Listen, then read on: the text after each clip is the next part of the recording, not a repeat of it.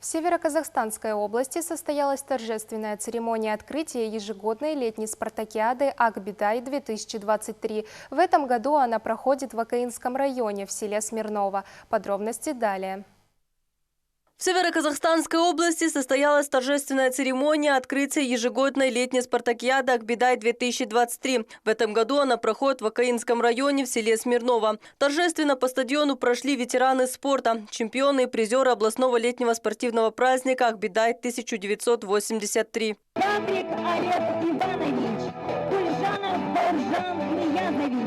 Атмосфера праздничная. По стадиону идут участники соревнований. Многие из них не раз становились призерами областных и республиканских первенств. Район Шалатына гордится своими земляками.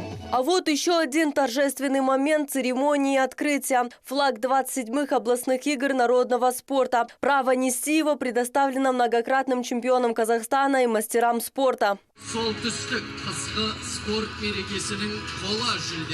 Участников летней спартакиады от имени главы региона приветствовал его заместитель. Марат Тасмагамбетов отметил, что такие спартакиады для многих известных спортсменов стали стартовой площадкой. Быть участником сельских игр почетно и престижно. А стать его победителем значит добиться высоких спортивных результатов.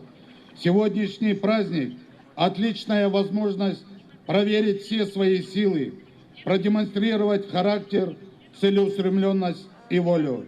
Опыт, который вы приобретете в эти дни, бесценен.